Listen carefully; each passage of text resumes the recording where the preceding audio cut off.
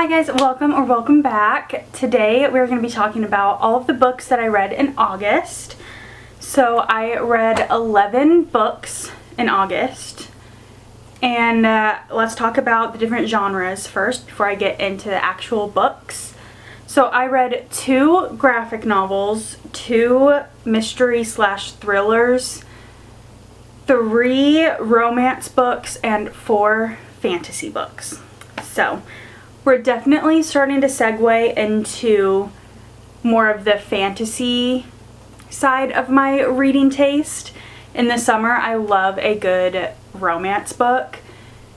So that's what I've been reading mostly the past couple months. I obviously will still read other genres too. There's never a month where I read only one genre. I am a big mood reader. So I definitely read all genres, but we're starting to get into more of my fantasy reads. I only have 6 of the actual physical copies of the books that I read this month. The other 5 I read on either my Kindle or audio through Libby. I do not have all of them. The first book that I read this month was Daughter of No Worlds. This is the first book in the War of Lost Hearts trilogy, and I ended up giving this book a 3.75 star. I really enjoyed it. It was a good little fantasy book. I liked the plot. Honestly, I don't remember a ton of what happens in the first one. Kind of series sometimes get all jumbled up to me. And I end up thinking what happened in the first book actually happened in the second book, and what happened in the second actually happened in the first, and I don't know. But I gave it 3.75. Overall, I enjoyed it, would recommend it. I think I gave the second one a higher rating, but we'll get to that a little bit later. And then I read Funny Story by Emily Henry. I gave this one a 4.5 star. I love Emily Henry's writing. I think she is a fantastic writer, and I love her stories. I consume them so fast. I would definitely recommend this one. It's not my favorite Emily Henry book, which is why it's a 4.5 and not a 5 star. I think it was still really cute. I'm not going to talk too much about it because it's part of a reading vlog that I've already posted, so you probably have already heard my thoughts on it, but Funny Story was a 4.5 star read for me. And then I read a graphic novel called Sunheads. I got this one from the library. I think it was cute. I gave it 3 stars, which is typical for a graphic novel. I feel like, I don't know, I don't think I've ever given a graphic novel a 5 star. I think the highest I've given one is like a 4 star. But 3 stars is typically what I will give graphic novels, just because I enjoy them. They're a fun time, but they don't get in deep like other books do. But this one follows a girl who is a mega fan of a book series or a certain book, and it just follows her, and she finds another friend who really likes the book too. It's a little coming of age story, but as a book obsessed person. So it was really cute. 3 stars. Not my favorite graphic novel, but still a cute, fun, fast read. I think I read it in like an hour or 2. I love graphic novels for that specific reason. And then I read Children of Fallen Gods, which is the second book in the War of Lost Souls, War of Lost Hearts little trilogy. I gave this one 4 stars, so I did end up giving it a little bit higher of a rating than the first one. I just felt like there was a lot more happening, which is so typical for fantasy novels or fantasy series. The first one is a lot of world building. You're meeting all of the characters for the first time. The magic systems are getting built up. You're just like, the story is building, it's starting. So then the second and third and fourth, and as however long the series goes, a lot of the times they just get better and better because you're getting deeper into the actual meat of the story. And I definitely felt like that happened with Children of Fallen Gods. It definitely picked up a lot, and I'm definitely excited to get into the third one, but I have not picked the third one up yet, so. But I did enjoy that one. I gave it 4 stars. And then I listened to The Locked Door by Frida McFadden, and this was my first ever Frida McFadden book, and I loved it. I listened to it on audio, and I listened to it in less than 24 hours. Like, I started it at the gym and just like kept listening to it while I was doing other things that day because it was just so good. I literally got like 60 something % done with it the first day, and then I finished it on a plane ride to go visit my brother and his family. And I gave that one 4.5 stars. I loved it. I did not see the plot twist coming, which I feel like I'm usually pretty good about guessing the plot twists in mystery thriller books. I did not guess the ending of that book, so I was very pleasantly surprised. I definitely am excited to read some more of her books, and I need to pick up another one this fall for sure. And then I read a book on my Kindle. It was In the Picture. I gave this one 3.5 stars. I thought it was cute. I probably would have given it a higher rating, but I didn't realize it was a Christmas book.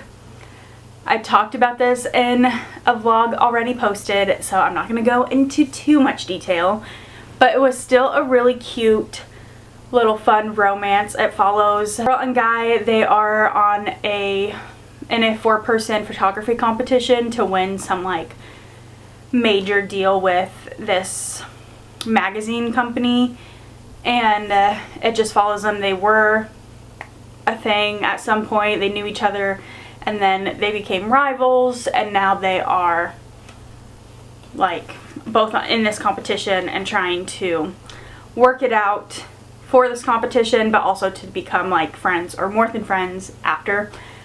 It was really cute. I definitely enjoyed it.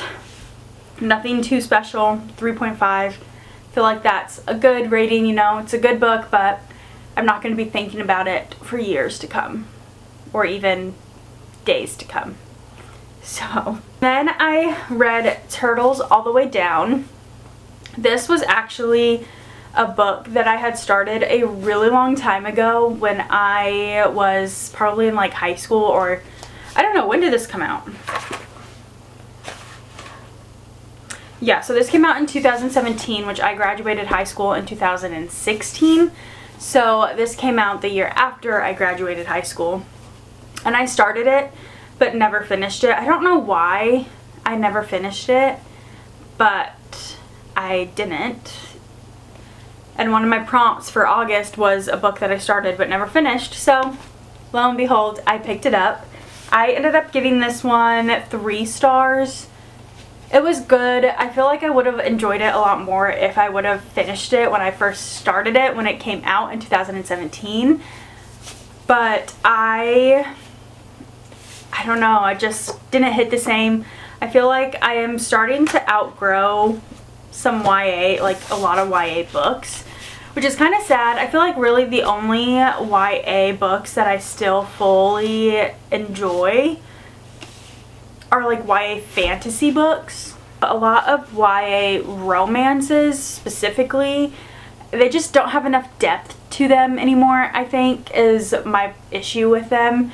And when I am reading like a romance, I want to have something in it that's not just a romance. So I know this one's it's like kind of a romance, but it also has like a mystery aspect to it. So I clumped it in with my 2 mystery books. This is the second mystery book that I read because there is a mystery element to it, but it wasn't my favorite. Gave it 3 stars. I'll probably keep it because I have all the other John Green books and I loved him when I was in high school and middle school, but I'm never gonna read it again probably, so on to the next. The next book that I picked up was The Library of Borrowed Hearts. I, again, got this one from the library. I actually really enjoyed this book. I gave it a 3.75, so almost a 4-star. I thought it was super cute following the main character who's a librarian, and I just think that would be such a fun job. Like, being surrounded by books all day, every day, just sounds so much fun. But then seeing a romance play out from the margins of a book is just so cute to me, and I loved it. I don't know what this book is about. It follows Chloe, who is a librarian, and she finds a really old book that has a bunch of margins notes written, but they are messages back and forth between two lovers. And so she's trying to find other books that also that they also wrote in, because it mentions other books. When they get to the end of one, they go on to the next. So she's trying to find the other books to unravel this love story that happened between these two people. And it just so happens that one of the people is her next door neighbor that's like this old grump. So it was so cute. I definitely enjoyed it and I would recommend it. 3.75. And then I picked up Aragon, which I am very excited to have started this series. This is my brother's favorite series of all time, so I'm super excited to continue it. I gave this one 4 stars. I really enjoyed it. I love dragons. If a book has a dragon in it, I'm going to love it. Even if it's just a little itty bitty dragon, like Once Upon a Broken Hearts has like those little dragons. I don't even know how to describe them, but I just love dragons, and especially when they can communicate with their riders telepathically. It's just so fun. So I definitely enjoyed this. I am excited to continue the series. I definitely understand why this is such a well-loved series. Because if the first one's 4 stars, imagine what the other ones are going to be. You know, they usually get better as the series goes. And then I read Vow of Thieves, which was a 5-star read. We found another 5-star read, everybody. Round of applause. I loved this. I read Dance of Thieves in June. So I wanted to pick this one up before I forgot everything that happened in Dance of Thieves. And I will say I enjoyed Vow of Thieves more than I enjoyed Dance of Thieves, which this is in a reading vlog that will be my next reading vlog posted. So look out for that next week. But I really enjoyed it. You'll hear more of my thoughts in depth in that video as I'm reading it. But overall, the Dance of Thieves duology, I'm giving a 5-star. I loved it. The first one I gave a 4.5 and this one is a 5-star. I just felt like this one had a lot more happening from start to end. I feel like the first one, it didn't really start picking up until halfway through the book. So this one definitely it was more intense, high stakes throughout the entirety of the book, which kept me on the edge of my seat. And I ended up trying to finish this by the end of the month. I picked it up on the like 28th, I think 27th or 28th was when I started this book. So I only had a couple days to try to get it done before the end of the month. But it was just so good that I was averaging like 100 pages. The first day I read this, I only got to like page 43 or something, but then the second day I read like 120. This third day I read like 106, and then the last day I finished the last 210 pages of this book.